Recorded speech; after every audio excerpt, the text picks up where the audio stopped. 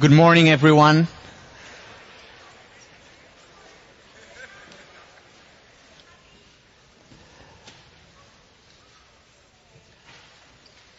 Hi, so the semester has started officially today. I'm glad to see you here. Just a couple of announcements. Also, hi to the extension school students. Last time we said hi to New Zealand. Today we're saying hi to Ireland.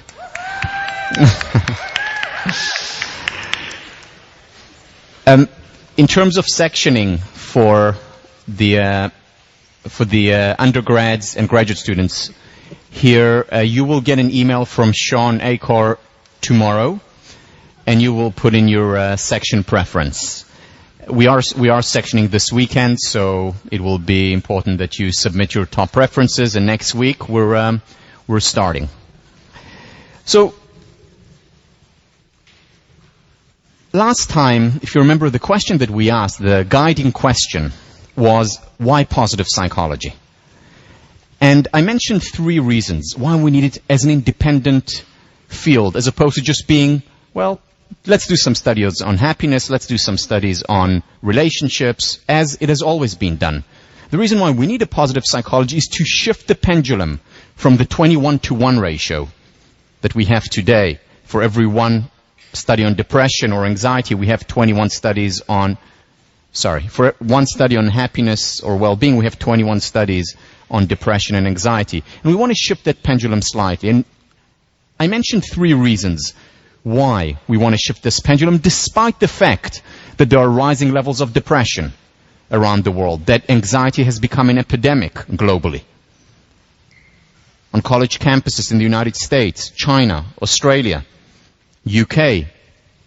Despite that fact, I argued that we need to shift that pendulum and do more quote-unquote positive research. Or in other words, research that focuses on what works. And the reason is, the first reason that we gave, and we're just finishing up, is because the questions that we ask, whether it's the research questions that we ask, or the questions that we ask of ourselves or of our partners, matter. And if our only questions, or primarily our questions, are what is not working, what is the problem, why are so many kids failing as a result of their circumstances, if we only ask these questions, we will literally miss an important part of reality. Just like you miss the children on the bus in the exercise. Most of you did. And if we also ask the positive question, then suddenly new possibilities, new quests open up. Just like they did for the researchers when they started to ask no longer why do so many individuals fail, but started to ask what do some individuals do and succeed? Why do some individuals succeed despite the unfavorable circumstances? And then we had the story of Marva Collins, who exemplifies so many of the themes that we'll talk about throughout the course. What Marva Collins did was help her students shift from the passive victim, you're a victim of your circumstances, of your upbringing, neighborhood, country, whatever it is, from a passive victim to an active agent. Yes, it's difficult, it's tough, it's unfair. However, it's your responsibility. No one is coming. It's up to you to make that difference in your lives. And she made a difference to thousands of people's lives and continues to do so. In other words, if we look at the case of the Chicago school system where Marva Collins was teaching, the conventional, traditional question was, if you remember, how can we keep these students in school for as long as possible? How can we keep them in school beyond the age of 10 or 12 so that they don't join street gangs, so that they're not hurt by drugs or crime? How can we keep them safe in school? An important question to ask. However, not enough. Marva Collins comes along and reframes the question. And her question becomes, how can we cultivate the seed of greatness in our students? And that, once again, made all the difference, because she saw the seed of greatness in each student. She saw the strength, the virtues in each single student. A seed, a strength, a virtue, a competence that other teachers did not see because they did not ask this question. Because they asked, metaphorically speaking, how many geometrical shapes do you see on the screen? And they completely miss the children on the bus. They completely miss the seed of greatness. And when we don't see the seed of greatness, when we don't water it and shed light on it, it withers and dies, which is unfortunately the fate of most human potential. Wherever we go, that is the fate of most human potential, interpersonally in relationships, in most organizations, in most universities, in most individuals. Questions make a difference, which is why it is also important to ask the positive psychology question, which is the salutogenic question. What is the source of health? What is the source of success? What is the source of well-being? So that's the first reason. The second reason, before I go to the second reason, if Marva Collins was here today, here is the question that she would be asking us. How can we cultivate the seed of greatness in ourselves and families, in our communities and organizations, in our nation, and in our world? And when we ask this question, this very important question, suddenly we see possibilities that we didn't see before. Second reason for having positive psychology as a field of study and focusing on what works and focusing on researching happiness and relationships and well-being is because happiness does not spontaneously arise when we take unhappiness away. Now, happiness and unhappiness, or happiness and neurosis and psychosis and depression, are interconnected, of course. It's very difficult to be happy if we're experiencing severe depression or anxiety. So they're certainly interconnected. However, just getting rid of the anxiety or the depression will not in and of itself make us happy, which is the conventional wisdom today, which is the conventional wisdom of many psychologists, practicing psychologists. Well, let's just get rid of that depression and then everything will be fine. It won't.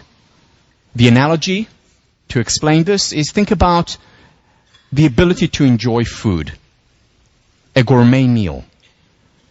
Now, if we have indigestion, it is very difficult to enjoy food. So yes, we first need to get rid of the indigestion. However, that in and of itself does not guarantee us that we enjoy food. We have to go out and eat the gourmet food to enjoy it. Just getting rid of indigestion is not sufficient. We need the next step.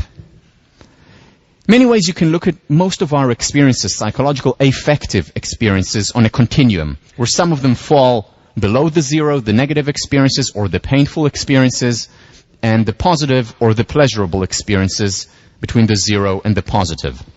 Neurosis, anger, anxiety, depression, psychosis, to name a few.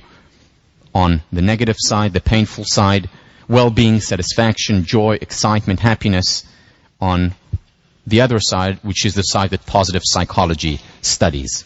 Again, getting rid of the negative does not guarantee us the positive, which is why already in the 1840s, David Henry Thoreau wrote that most men lead lives of quiet desperation, where it's okay, there's nothing really wrong, but it's just somewhere there. In the words of Pink Floyd, people are comfortably numb. Comfortably numb. Not enough. How can we get beyond that comfortably numb? How can we get beyond that quiet, okay, desperation, to excitement, to joy, to happiness? And in order to do that, we need to cultivate these traits. Once again, they don't spontaneously emerge once the painful experiences go away. And that is why we need a positive psychology. Positive psychology essentially focuses on the health model, salutogenesis. What is the source of health? Physical, psychological, emotional. How do we get people to flourish intellectually, emotionally, psychologically, interpersonally, intrapersonally? How do we get them to thrive? beyond just getting rid of what's not working in their lives. And under that model, we see two extremes on many levels. Here, the first level. Do we focus on weaknesses, which is what the disease model say, let's get rid of weaknesses, or do we focus on strength? Well, when you ask people this question, and this was done by the Gallup organization, a poll, global poll, whether it's in Japan, China, United States, or Europe, most people think that it's more important to focus on their weaknesses if they are to succeed. Big mistake. The people who focus primarily, not only, remember the also, who shift the pendulum, who focus more on their strengths, are not only happier, they're also in the long run more successful. It applies to leadership as well. Positive psychology says let's focus also on our strengths, at least as much.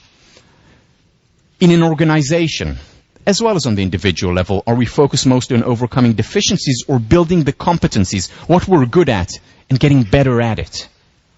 What our natural inclination, individually or organizationally, do we focus on that and then build on that? Again, tied to success as well as well-being, if we're more toward the positive side. How do we live our lives? Running away from painful experiences or actively seeking pleasure? Running away from unhappiness or adhering to the declaration and pursuing happiness? Now, that may look quite similar. For example, someone may be working 80 hours a week, running away from something, running away from issues at home, running away from dealing with intrapersonal issues. And that may look exactly the same as a person who works 80 hours a week and who is extremely passionate about what she does. May look the same, but from the inside they feel very different. One is the disease model. Let's run away from what's not working. The other is the health model. Let's pursue my passions, what I love to do. With the disease model, the optimum level is the zero. Let's just be okay. Let's just not hurt. And again, that's important to get rid of hurt. It's important to get rid of depression. But what the health model is saying, that's not enough. Let's go beyond that. Let's go to the excitement, to the fun. Because the ideal is not just a tensionless state, it is the creative tension. And we'll talk about it and we'll read about it when we do flow. Flow is the state where we're excited, where we're engaged in what we're doing, where it's much more than being comfortably numb. In fact, it's being a little bit uncomfortable. It's being outside of our comfort zone. It's being in our stretch zone. Not the panic zone where it hurts, the stretch zone where there is excitement, where there is some nervousness, there is also growth there. So what do you want? Where do you want to go? What do you want to pursue? Do you want to run away from pleasure? Run away from pain? Do you want to run away from unhappiness? Or do you want to pursue happiness and pleasure? Do you want to focus primarily on your deficiencies, your weaknesses, or your strengths? What is the optimum? What is the ideal? Is there a glass ceiling, the zero? Or can it go on and on? More excitement, more enjoyment, more passion. Now, there is something threatening about the health model because there is really no limit and there are less prescriptions there, certainly today, than in the disease model. Positive psychology, the field of health psychology, is in its infancy.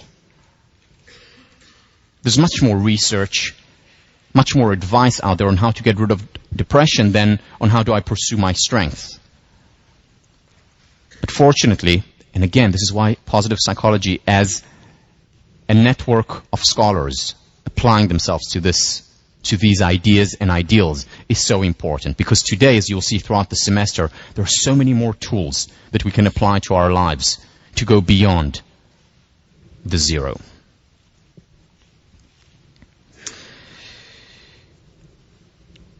That's not all. So we said that there are three reasons. It's about where we focus. Focus creates reality.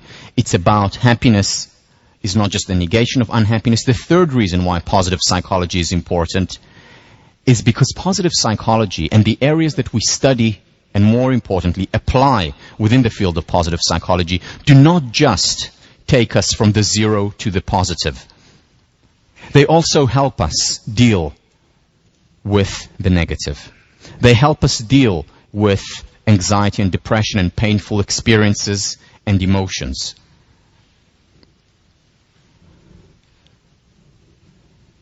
When we cultivate the positive, we're essentially focusing on prevention. Let me explain.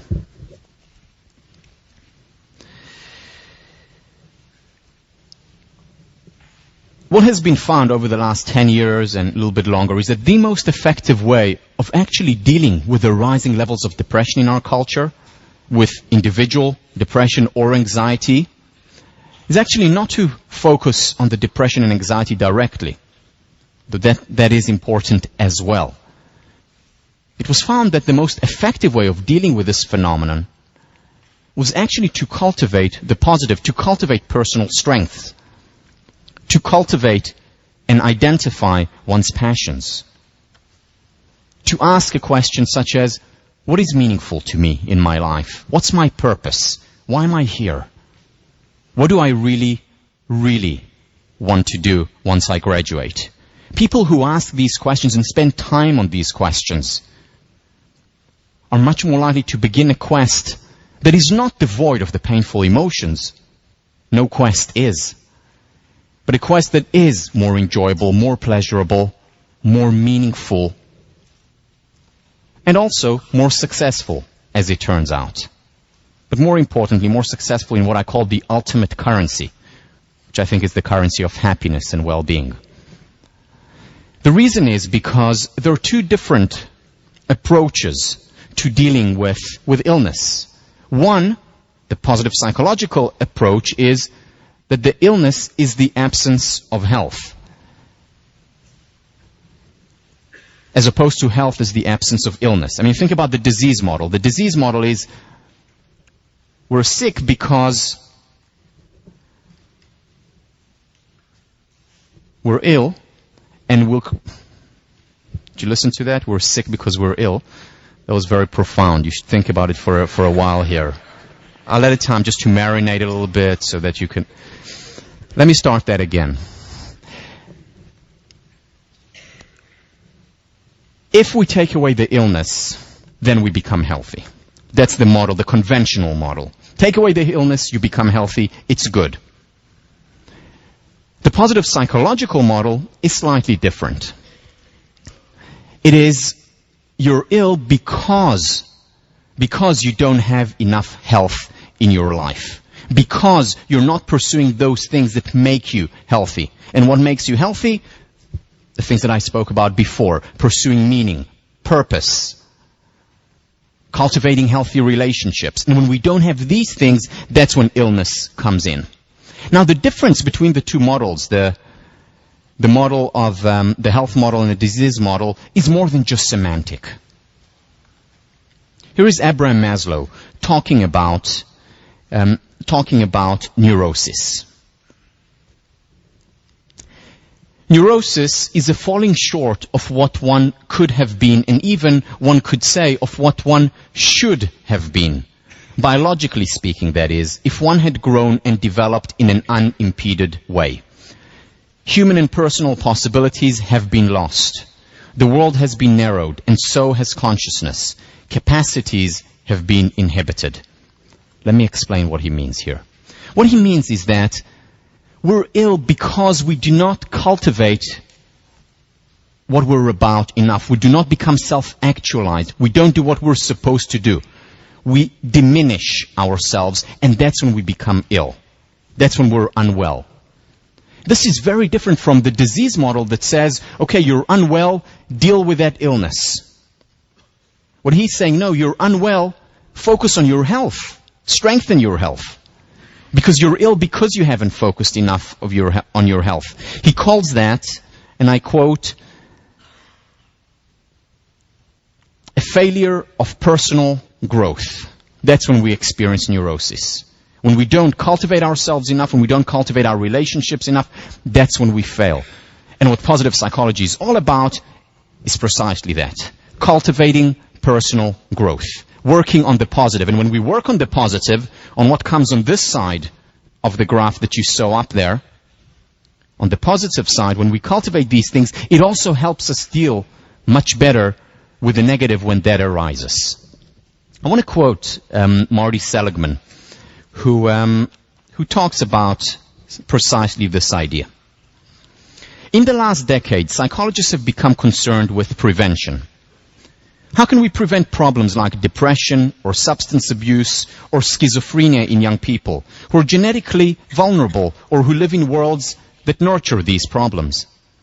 How can we prevent murderous schoolyard violence in children who have access to weapons, poor parental supervision, and a mean streak? Now he's asking this question, and the disease model response to this is, we need to help them deal directly with their depression and with their anxiety and with their unhappiness so that we can prevent all these social ills, whether it's violence, whether it's unhappiness. What he's saying here is the following. What we have learned over 50 years is that the disease model does not move us closer to the prevention of these serious problems. Indeed, the major strides in prevention have largely come from a perspective focused on systematically building competency, not correcting weakness. In other words, the health model. Let's work on competencies. Let's work on strength. Let's work on relationships. Let's help them identify something meaningful in their life, their passion. And that's how we will, over time, also help what comes on the negative side. Health model versus the disease model that goes directly to deal with the disease. Now again, Seligman is not saying to the exclusion of. He's saying also. He continues. We have discovered that there are human strengths that act as buffers against mental illness. Courage, future-mindedness, optimism, interpersonal skill, faith, work ethic, hope, honesty, perseverance, the capacity for flow and insight, to name several. We've shown that learning optimism prevents depression and anxiety in children and adults, roughly halving their incidence over the next 2 years. Similarly, I believe that if we wish to prevent drug abuse in teenagers who grow up in a neighborhood that puts them at risk, that the effective prevention is not remedial. Rather, it consists of identifying and amplifying the strength that these teens already have. It's exactly what Marva Collins did. Focus on the health and cultivated that. Watered it and shed light on it and realized it. We'll talk about all these ideas throughout the course. What the health model does, this is a theme that will go throughout the course, is cultivate capacity. It cultivates the capacity to deal with the negatives when these arise, whether it's negatives and painful experiences in relationships or in ourselves. What does that mean?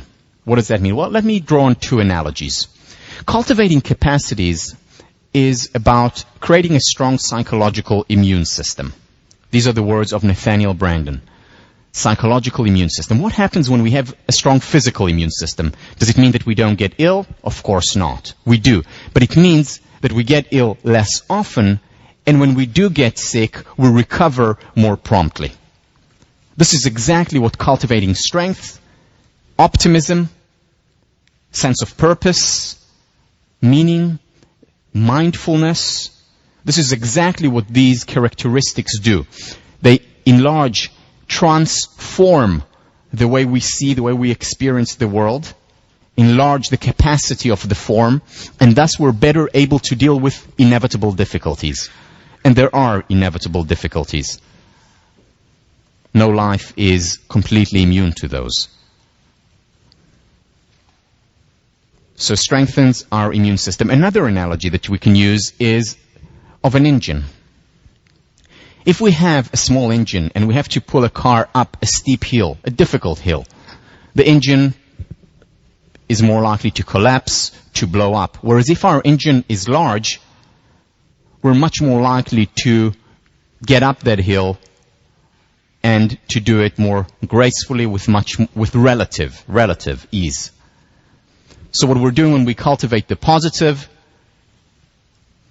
we're strengthening our, metaphorically speaking, psychological engine, and we're better able to deal with the negative to zero. Not to mention the fact that we're also able to become happier. Because happiness does not just come spontaneously when we negate unhappiness. I want to go back to our local village. So remember last time I put up the article by the Crimson. That was, unfortunately, couldn't find a more recent one. That was in 2004. But the situation is rather similar today. And one of the things that the Crimson article says is that we need to put more resources into mental health at Harvard. And that's important, I agree. However, that's only part of the picture. What we also need to do is put the resources in some different places as well, not only, as well.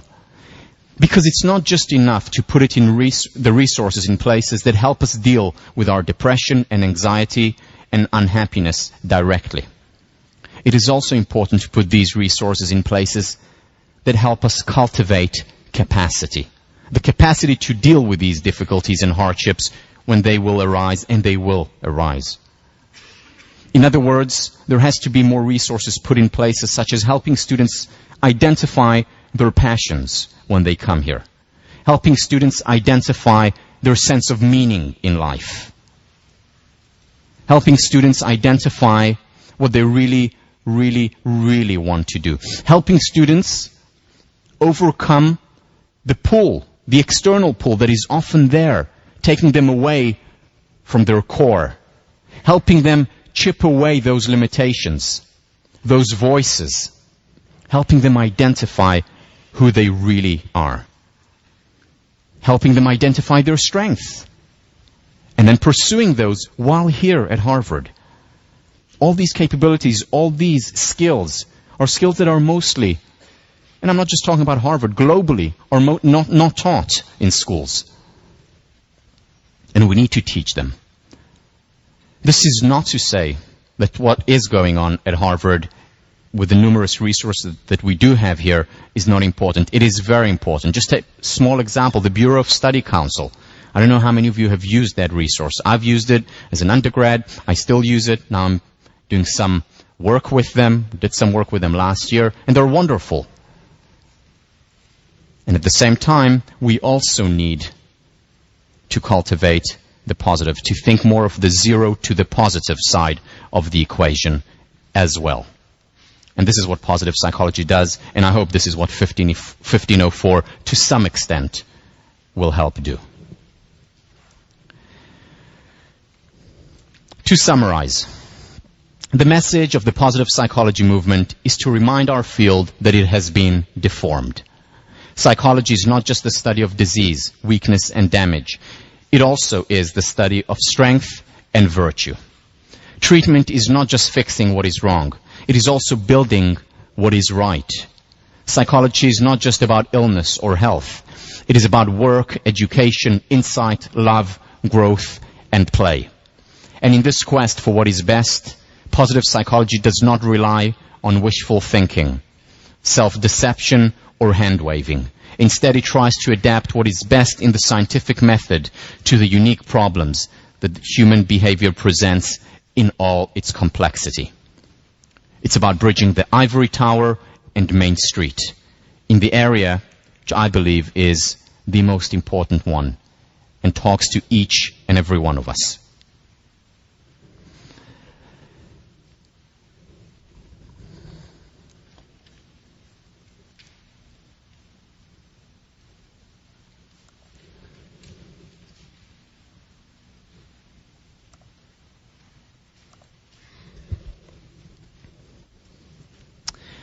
I want to move on now. I want to move on to the next set of lectures, 2 or 2.5 lectures, where I'm going to be talking about the basic premises of this course. As I said earlier, this course is not a survey course of positive psychology. It's very selective. It's about the question of questions. What can help us as individuals? What can help our community become happier? Not happy, happier. So that by the end of the 3-month semester, you're happier than you were before.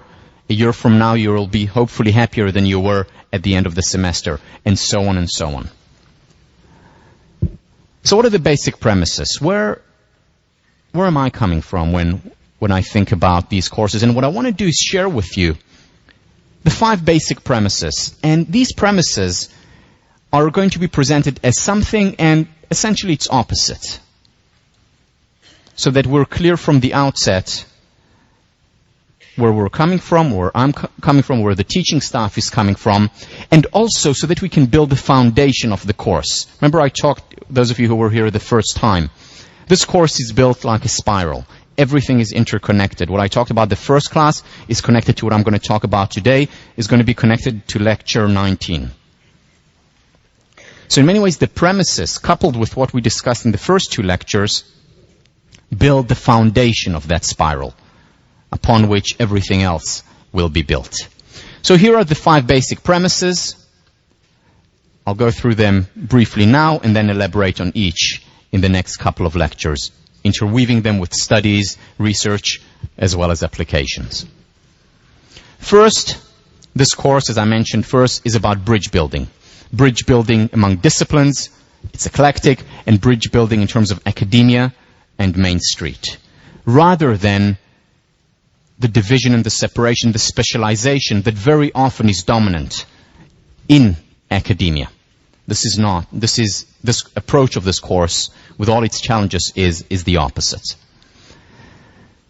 Once again, I wouldn't be teaching the class if I didn't think change is possible, that there is a lot of research in psychology, a lot of evidence that shows how difficult change is. So I will argue that change is possible, whether it's individual change, organizational change, and we'll start to look at how it's possible. Just at the very basic level of the spiral, we have an entire week just devoted to change, where we'll elaborate on that. Techniques, methods, tools. Third premise, related to the first, internal factors primarily determine happiness. This is what I'm going to argue for, as opposed to happiness is primarily a function of external circumstances. Not saying that external circumstances are not important, that we shouldn't focus also on improving them, bettering them, whether for ourselves, for society at large. However, happiness primarily, not only primarily, is dependent on how we perceive the world, on the form, on our interpretation, on our perception. Human nature must be obeyed versus human nature must be perfected. This, in many ways, captures a conflict that has gone throughout human history, whether you look at politics, whether you look at religion, whether you look at philosophy, as well as today's psychology. How do we look at human nature? Is human nature flawed and therefore needs to be perfected? Or is human nature flawed? Maybe there is something that we don't like about it, but we need to accept it and work with it. I'm going to argue for the latter of what I just said, for the fact that human nature needs to be obeyed with all its flaws, with all its shortcomings, as opposed to attempting to perfect it on a psychological level. We'll get to that next time. Controversial, though very important foundation of mental health and well-being. And finally, what I'm going to argue for is that happiness is and ought to be the ultimate end, the end which we pursue, and that is also a moral claim, as opposed to happiness just being another secondary pursuit, and that there are pursuits that are higher, more important, more moral than that. Once again, may sound controversial, I'll try and reconcile the dis-ease, the unhappiness that you may experience thinking about that. Again, more on that next time. So let me begin with bridge building. Here I'm going back to what I talked about right at the very beginning of the first lecture. the idea of bridging Ivory Tower and Main Street. There are many people in academia, outside of academia, who divide the world essentially into two. They talk about the real world that is outside, that is dirty, impure, profane, versus academia, which is lofty, idealistic, sacred. The sacred versus the profane. This distinction hurts. Hurts academia and hurts people who are outside of academia. Alfred North Whitehead, the philosopher, the careful shielding of a university from the activities of the world around us is the best way to chill interest and to defeat progress. Celibacy does not suit a university. It must mate itself with action. This is very important for a university. Sheldon White, who was my thesis advisor as an undergraduate here, talked about a second psychology. And he said a second psychology is a psychology that leaves the labs, that draws on research done in the labs, that is important and meaningful, however, doesn't only focus on that. It goes out to the outside world, interacts, gets its hands, its minds dirty, does work outside, and then applies its work, and then learns from the quote-unquote dirty experiences and brings it back to the lab, and so on in an upward spiral. He called it the importance of a second psychology, which is what Alfred North Whitehead is also talking about. Now, you may be sitting here, and most of you are not going to go into academia. And you're thinking to yourself, okay, fine, so university, academia must mate itself with action. What does it have to do with me? How is this relevant to me? Not only is it relevant to you, it has everything to do with you. And here is why. What the world needs, more than anything else, is practical idealists.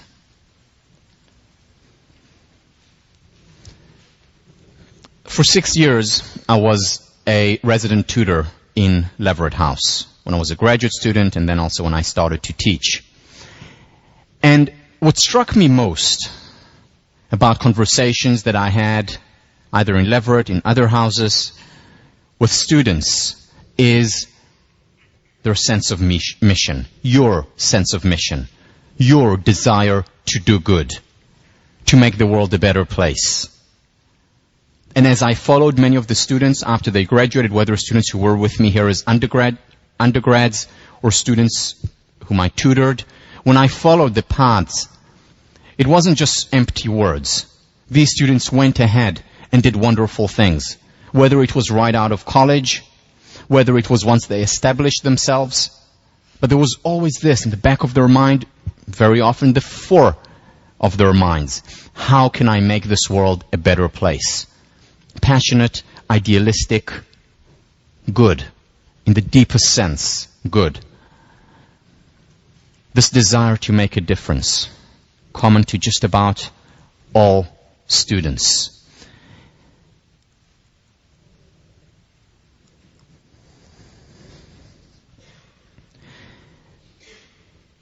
There are many people who talk about this generation as the me generation. All I care about, all this generation cares about is, well, let me just make more money. Let me just get a bigger house. Let me just be more successful and accrue more accolades, more prestige. This is a false stereotype. Yes, accolades, prestige, money is important. It's important to most people in the world. Big deal. But what these people who have these stereotypes, where they err, is that they see just that. And they don't see the desire to make a difference. You know that 1,800 students at Harvard each year, above 1,800 students, are members of PBHA. That's not all. There are other students who are outside PBHA and who volunteer.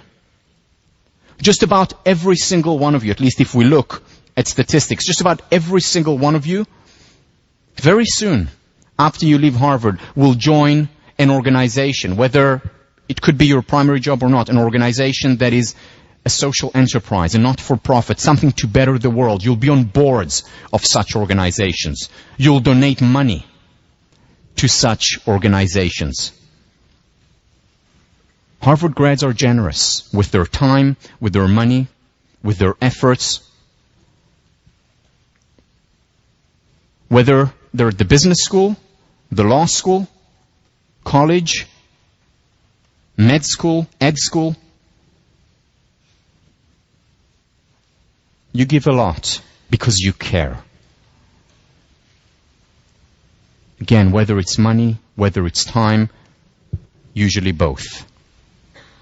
False stereotypes. There's also false stereotypes about Americans. Americans, empirically speaking, just like speaking empirically about Harvard students and looking at the trends and the statistics, empirically speaking, Americans are the most generous people in the world. Not just because they have more money to give. Yes, Americans have more money to give, and they give a lot more money. Whether it's in food, whether it's in medical aid.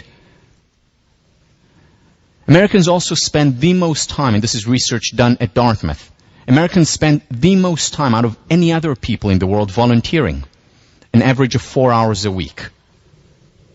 Volunteering outside of their job, which may also have a social objective. More than any other people in the world. Once again, false stereotypes about this wonderful country. And this is wonderful. This is wonderful to see, wonderful to be here. Whether it's at Harvard, whether it's in America, a real privilege.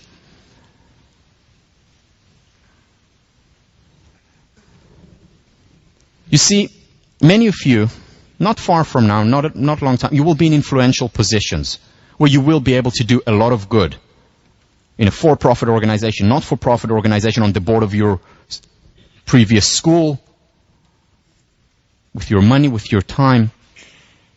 However, and here is the however.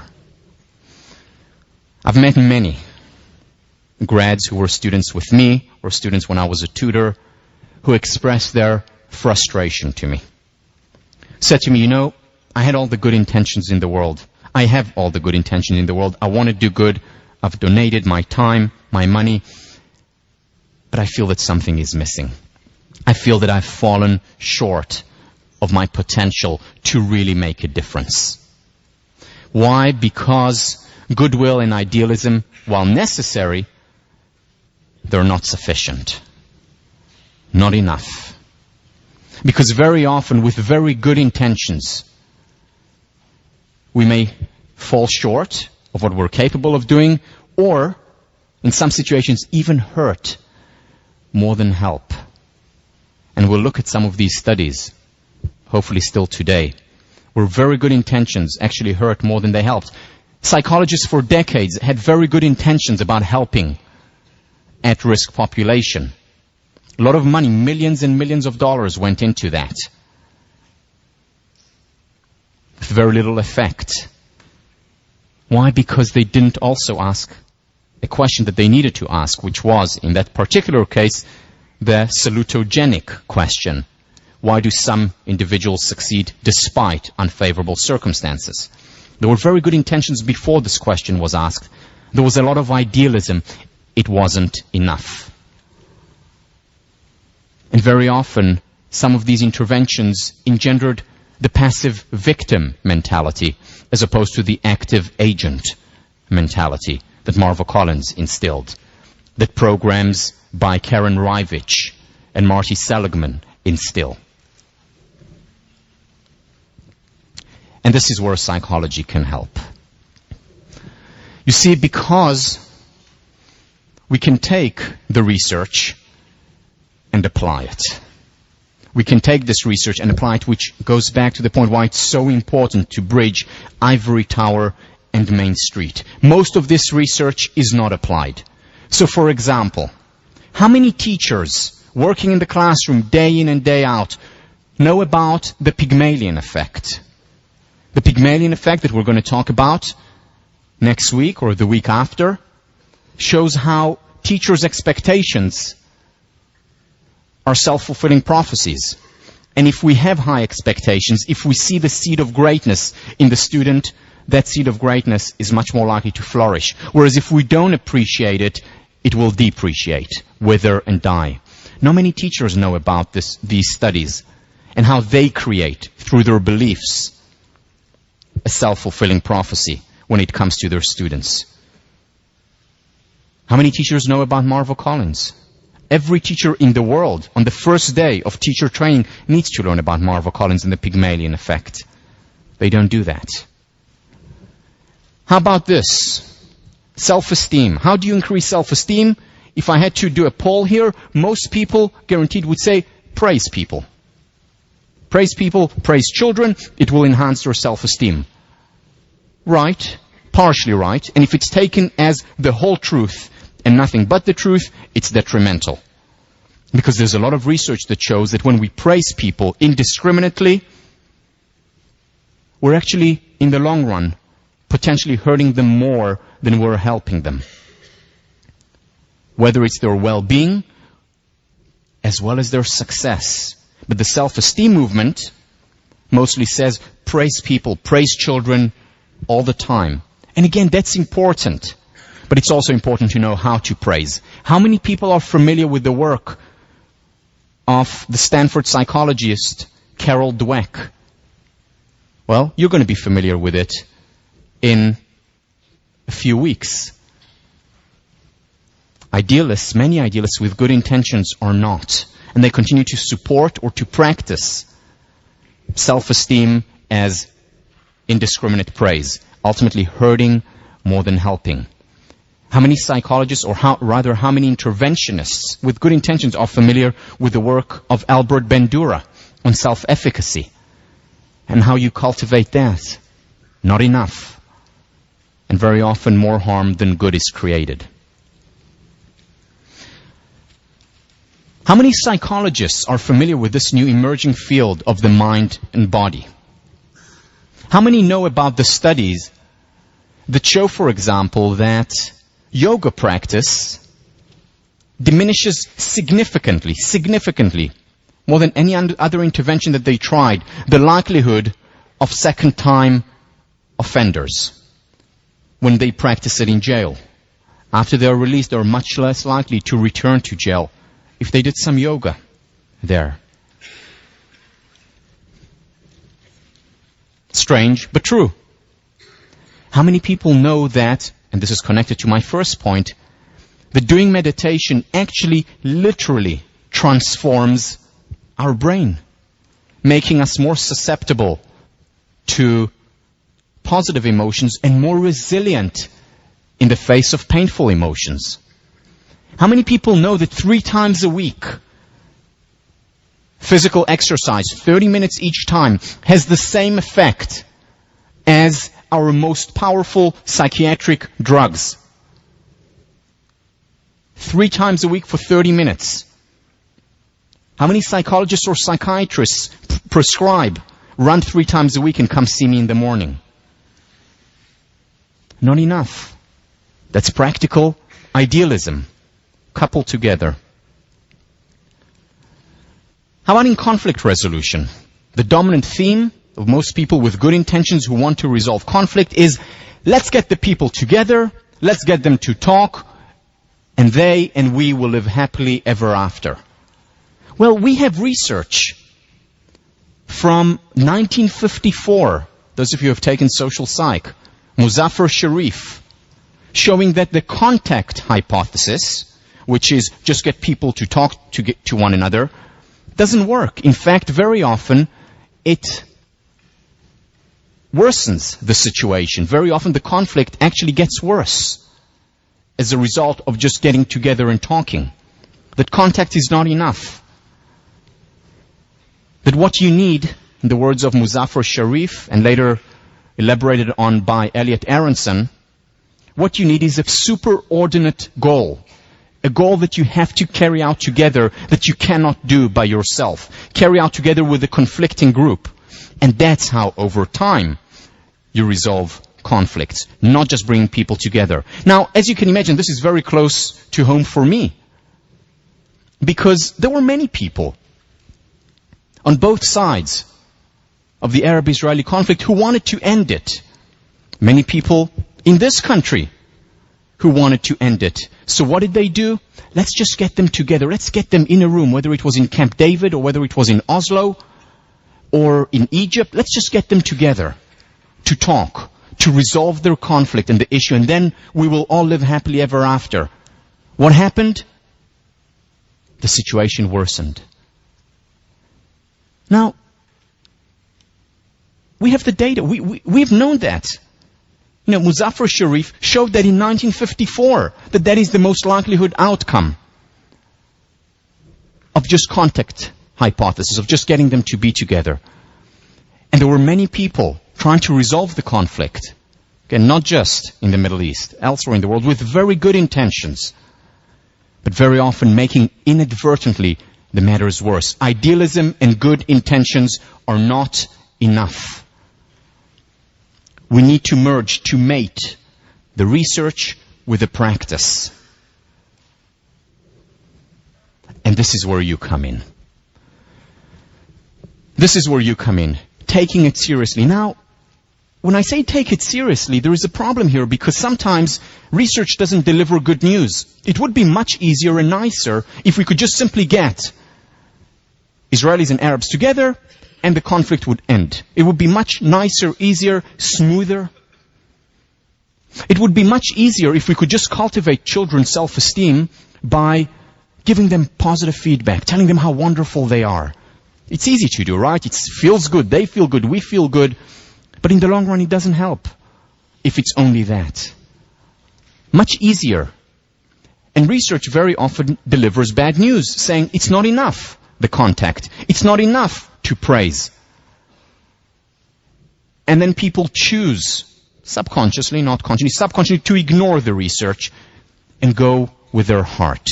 And that's important, to go with the heart, but it's important to go with the heart and the mind. Imagine if an aeronautics engineer woke up in the morning and said, the law of gravity thing really makes things difficult for me. It's a pain. Things would be so much easier without the law of gravity. The design would be simpler. And he designs an airplane that ignores the law of gravity. What kind of airplane machine would he or she design? A failure. An aeronautics engineer takes into consideration reality. And reality, there is the law of gravity. We deal with that. Similarly, what research shows us is reality. What's out there, what's working and what's not working. And we need to conform to it, take it into consideration. And it's up to you to take responsibility for that, to bridge the ivory tower and Main Street. You who are being exposed in 32 classes throughout your Harvard career to the most rigorous thinking on different topics, have to take it and apply it. Whether it's in psychology, whether it's in economics, obviously in engineering or computer science, where it's done much more readily than in the social sciences and the humanities. It's important to take responsibility because no one else is going to do it for you. No one is coming.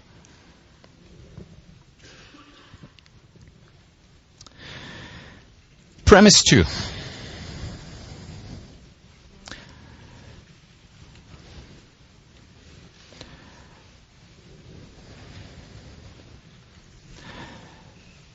To be a practical idealist, the foundation of it has to be the belief that change is possible. Because if change was not possible on the individual level, on the societal level, why am I doing what I'm doing? Why would I spend time? Let me just be a hedonist and try and enjoy my life as much as possible.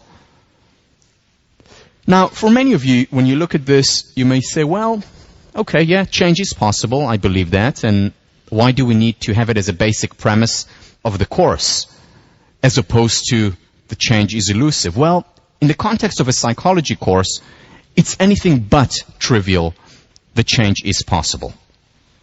Let me share with you one study to illustrate what I mean.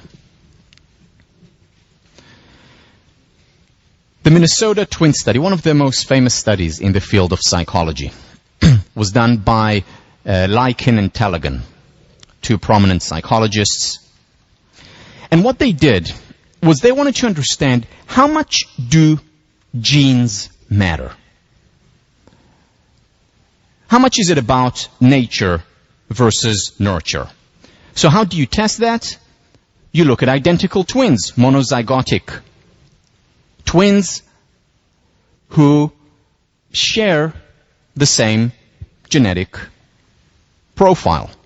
And you look at those who are reared apart. Because if they're reared with the same parents, one could argue, well, they came out very similar because same environment, they look the same, they go to the same schools, same parents, and so on. But what if you're able to find identical twins who were separated at birth and reared in radically different environments? Well, you could. And they found a significant number of those, reared sometimes on different continents. And they studied them. And what they found, remarkably, was significant similarities among these twins, sometimes to the point of the unbelievable.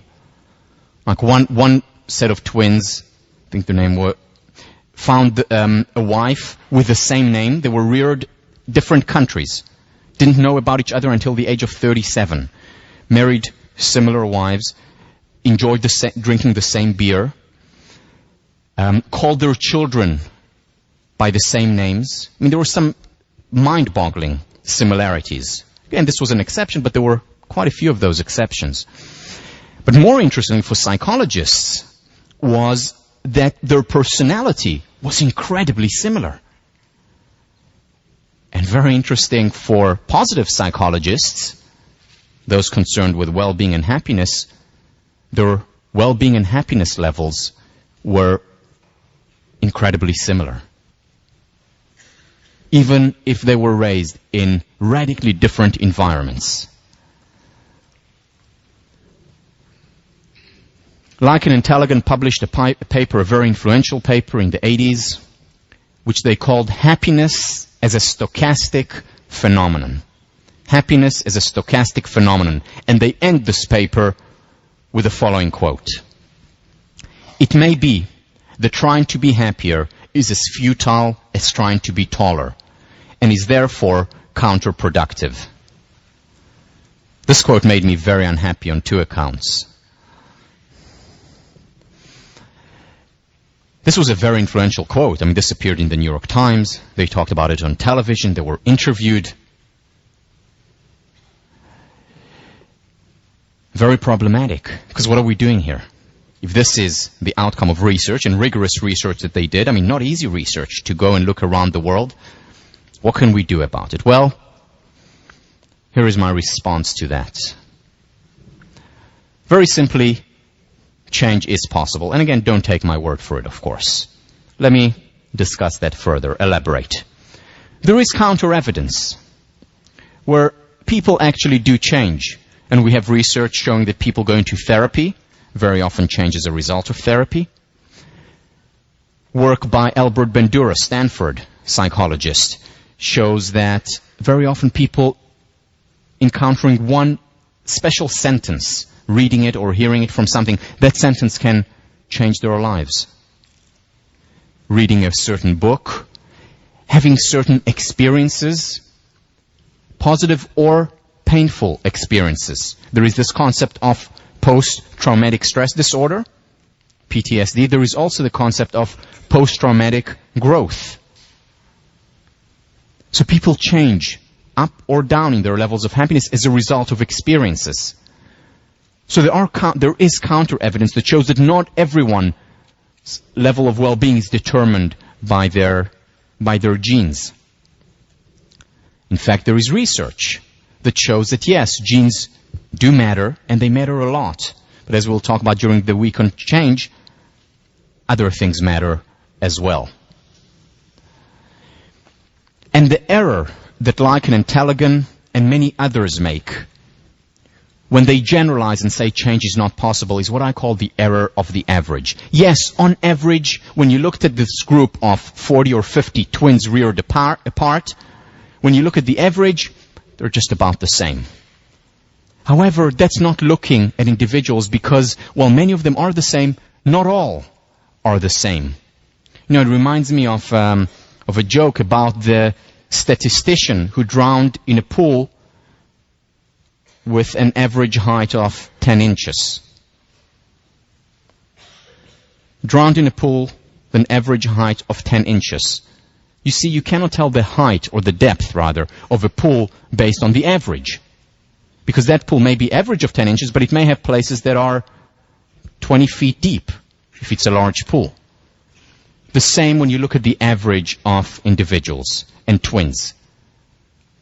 The majority, or on average, they're extremely similar, but they're also outliers. And very often it's the outliers, the differences, that are the most interesting, because they stretch not just our imagination, they stretch our ability to understand when and where change is possible. The question when we see exceptions, whether it's the Lichen and Tellegen study, where we do see exceptions, not all twins were the same. Majority were, but not all. The question is no longer whether or not change is possible, but rather how is change possible. Once again, the exception proves the rule. And the research that argues that it's not possible to change is detrimental. Think about an 8-year-old girl who's very unhappy and then reads in some magazine about that study, saying that basically your genetic set point, what you're born with, is there for life. And she's unhappy and she feels anxious and miserable as an 8-year-old, and she says to herself, that's it, that's my lot in life. I was born unlucky. And that very often becomes a self-fulfilling prophecy. And she remains unhappy. And sometimes it even makes her less happy than she was before, because now she's also helpless. Change is possible. You know, I often say that I'm the right person to teach positive psychology. Why? Because I wasn't born with quote-unquote happy genes. I was born with, genetically speaking, with relatively high levels of anxiety, inclination toward rumination, over-examination. We'll talk about that later in the course. I went into positive psychology, into the field of psychology, as I mentioned in the first lecture, because I was unhappy here. And over time, as a result of many of these studies, a result of examination, a result of asking also the right questions, I have become happier. So on a personal level, I know it's possible to become happier. Now, I'm happier today than I was 15 years ago when I started. I hope to be happier 15 years from today than I am today. It's a lifelong process, but it is possible, and many people show that it is possible. And those who argue that it's not possible and use science to argue for that very often are hurting more than helping the field.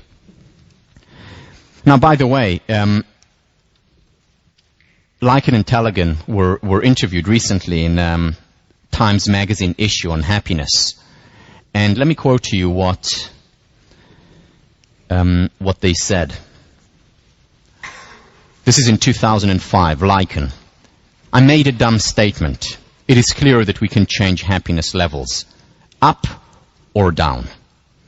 So they went back on their statement. You know, it was a sensationalist statement at the time. It certainly is possible.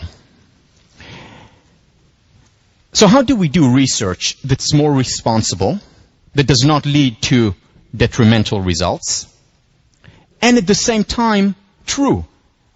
You know, we don't want to invent research. Research is about identifying things that really happen in reality. So one of the first things that I will argue for in terms of healthy research is let's also focus on what is working.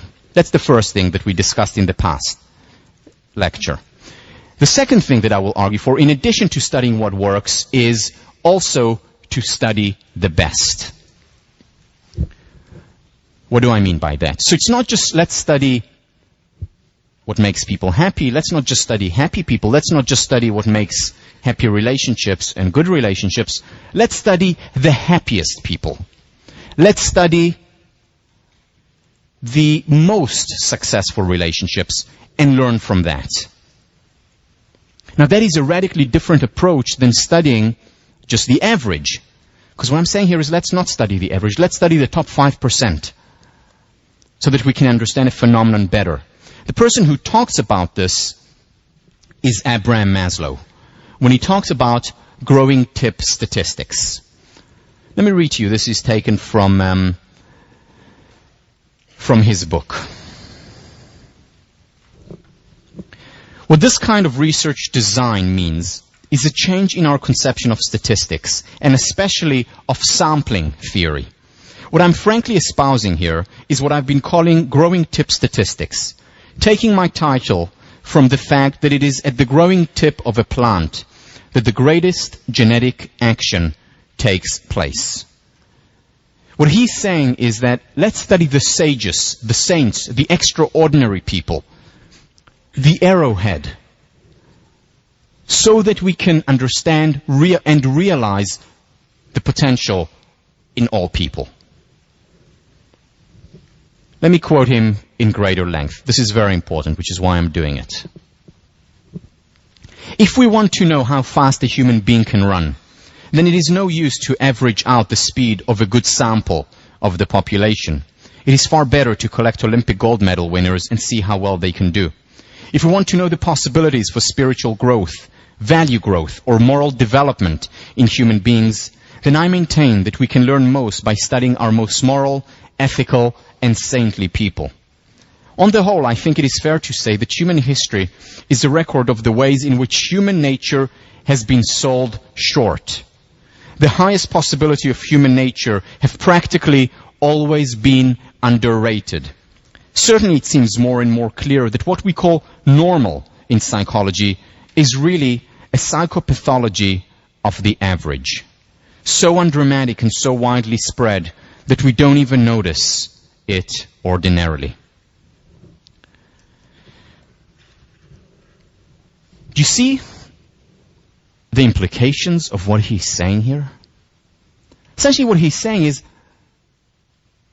let's not just study why do most individuals fail. Let's also study why do some, not many, but why do some individuals succeed despite the circumstances. Let's not study just the average that says that people can't really change. Let's study those people who have changed, who have literally transformed their lives and the lives of those around them. This is a radical approach to research. This is a radical approach to the search, to studying ourselves as well. Because very often if we only study the average, we only see the average, we only see the geometrical shapes and completely miss the children on the bus. And very often the answer to some of our most pressing questions lies in the extraordinary, lies in the children on the bus. Now, does anyone other than me, because I admit I fall into this category, but anyone other than me feel a little bit of dis-ease when I talk about this? Seriously, it's a little bit of dis-ease when I talk about let's focus on and study the best, the saints, the sages, the extraordinary. I feel dis-ease. I'm sure some of you feel that too. Because after all, isn't that elitist?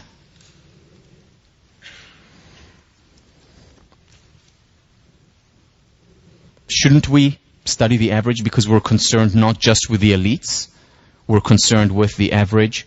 So there are two answers to that. Why I still maintain, and I must admit, I still feel some dis-ease every time I teach this, every time I think about this. And then I think to why it is so important to study the best, why the growing tip statistics is such an important approach to research that I encourage my students to carry out. First of all, because it's not to the exclusion of the average. Just like positive psychology does not say, let's exclude what's not working, let's exclude study of pathology. Similarly, growing tip statistic is not saying let's not study the average. It says let's also study the best. So this is the first thing to alleviate the concern of elitism. But the second issue, the second response, is even more important. Because everyone benefits when we study the best. And the quote-unquote average, whatever that means, the quote-unquote average benefits even more than the best from this kind of studies. Why? For example, the study of resilience.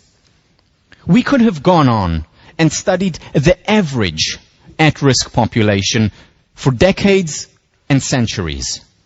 And very little advances would have been made. Very little advances were made.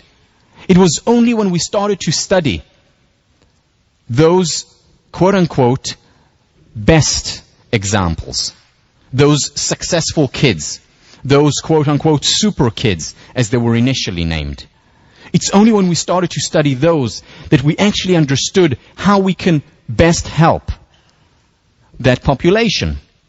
And once we applied what we studied, the resilience issue, everyone benefited and continues to benefit from it. That's an example of growing tip statistic research. Or how about the study of meditation? So I want to study how to meditate. Do I go out to Harvard Yard and take a random sample of sophomores to study meditation? Or do I go to a mountaintop in Tibet and study the people who have been doing it for decades? Of course I go and study them, and this is exactly what psychologists did. And they studied their brain, and we'll talk about it when we talk about meditation, and they illustrated how the brain is transformed through meditation.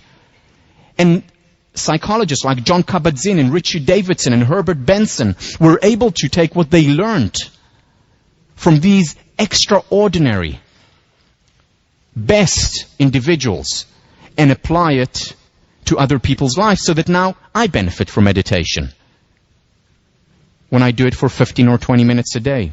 And millions of other people, the average, benefits a great deal because of the study of the best, of the growing tip. How about relationships? Can you imagine a study of relationships throughout human history that focuses on the average? What's the average relationship in human history? The average relationship in human history is one in which the woman is subjugated. That's the average relationship in human history. Now, what if we just studied that? Would that be helpful? No, it was when people like John Stuart Mill, who studied his relationship, which was at the time extraordinary, realized the potential of what all relationships can be, that he wrote his book on the subjugation of women. One of the most important books of the 19th century that has led to the feminist movement and to the equality movement. But what if we only studied the average? Would that have helped relationships? Not at all. How about teaching?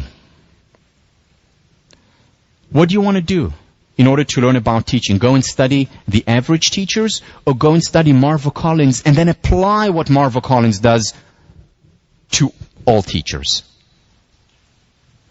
Everyone benefits when we focus on the tip of the stem. And this is why Maslow said that human nature and human potential has been sold short when we only study the average. It's also about studying our personal best, not just other people's best. Whether it's our personal best experiences, because if we study our best experiences when we were at our happiest, when we were at our most successful, when we thrived the most within the relationship, we can learn from it and apply it to our future as well. When we study our average, we're describing our lives. When we're studying the best within ourselves, we're potentially prescribing. Maslow again. Few in number though they be, we can learn a great deal about values from the direct study of these highly evolved, most mature, psychologically healthiest individuals. and from the study of the peak moments of average individuals, moments in which they became transiently self-actualized. If we learn from these experiences in ourselves, the question is no longer whether or not it's possible to experience it more and more in our lives. The question is, how is it possible to experience it?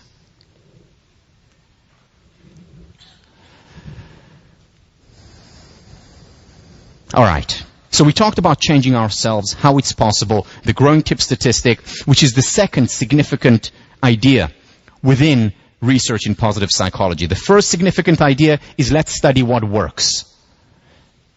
The second significant idea is let's study what works best. But this is about individual change. How about societal change? I want to share with you an end today with a study. One of the most famous studies in the field called the Cambridge Somerville Youth Study. This was a study that was run starting in the 1930s, right here, between Harvard, MIT, where the best minds, psychological minds, philosophical minds, psychiatrists, got together and said, let's create the Rolls-Royce. I don't even know if there was a Rolls-Royce then, but the best intervention program that we can think of. There was no limit in terms of how much money was put into it.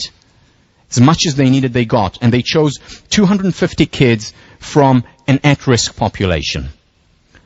And the intervention was not a quick fix, overnight change, weekend seminar, 5-year intervention. And here is what they got. Twice a month, caseworkers visited them, helped them deal with conflicts in the family, helped them deal with issues in their lives. Half of them had academic tutoring, those who needed it. Got help, academic help. Psychiatric attention, all those who needed it, they were there. No limits on how much you needed. Whatever you needed, you got from the best minds in the field. They joined the Boy Scouts, YMCA, other youth movements, benefited a great deal, supposedly, from these experiences. They got everything. This would be a dream treatment, not just in the 1930s, today as well. This is what psychologists dream about at night. Just to introduce this. And then, measuring outcomes was as serious as the program itself. There was a random assignment. There were 250 kids who got nothing, who were also studied. Just like the kids who got the 5-year intervention were studied. 250 kids in the control group. 40 years follow-up. So this was not just about change today, tomorrow for the 5 years. They followed them through much of their lives. This was serious study. This was serious intervention. And the results were shocking. Even though all those who participated in the study, whether it was the mental health workers, whether it was the philosophers and the psychologists and the professors and the psychiatrists, praised the program as the best, as highly effective. When they looked at the raw, objective data, the results were shocking. Juvenile offenses, control group versus intervention group, no difference. Over a third had official records, and 20% more had unofficial records for misdemeanors. No difference in juvenile offenses. Adult offenses later on in their lives. Again, no difference. Over 20% offenses, whether against property or against person. In both groups, the 250 here versus the 250 here, which is a significant sample size. No difference whatsoever. Other measures, physical health and mental health, no difference whatsoever. But finally, there was a significant difference on alcoholism, the number of people who became alcoholic later on in life, as well as job status. How many people were able to get into what they termed the white-collar jobs? So at least there are results there. At least they found statistically significant results when it came to that. That's good, right?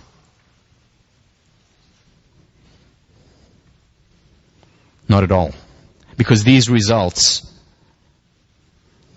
were quote-unquote in the wrong direction, meaning there were more alcoholics in the intervention group than in the control group.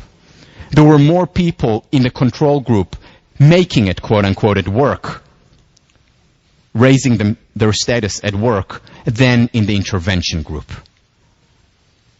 In other words, the intervention did more harm than good. Idealism, good intention, a lot of money, wasn't practical. Now, many people who look at this study, this is a seminal study. There are very few studies in the history of psychology that were that serious. They say, well, societal change is probably not possible. Give me 1 minute, and I'll finish. Societal change is not possible, they say. Is it?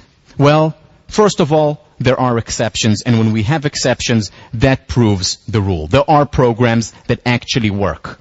Whether it's the work, again, of Karen Rivich and Marty Seligman from UPenn Resilience Program. Whether it's Marva Collins, who is certainly an exception, who shows how interventions work. And it's interesting to think about the difference between what Marva Collins does, where she doesn't give the students a sense of entitlement, where she praises them, but she gives them hard love as opposed to a free lunch, where she doesn't label them as needy, and the study perhaps labeled these kids as needy. There are many differences, but the key is to study this exception and for practical idealists to come together and to say, what is working? Let's study the best. Let's study what works and then apply it. Let's spread the word. Let's do what Maslow talked about back in the 1950s. What he suggested is a Manhattan Project type attack upon what I consider to be the truly big problem of our time, not only for psychology, but for all human beings with any sense of historical urgency. The Manhattan Project, when they created the atomic bomb, and whether or not you agree with the Manhattan Project normatively, positively what... 1 second, I'm almost done. Positively, what they did there was bring together the best minds, Oppenheimer, Szilard, Fermi, Feynman, Bohr, bring them together with a mission of saving the free world. And again, whether you agree or not with the project is beside the point. It was the greatest, positively speaking, scientific project in history where their minds got together. And this is what Maslow is suggesting that psychologists do. This is also the aim of positive psychology, no less than this, to get people around the world to think about these problems, these issues. Practical idealists who will study what works, who will study the best, and through that, make a difference. I'll see you next week.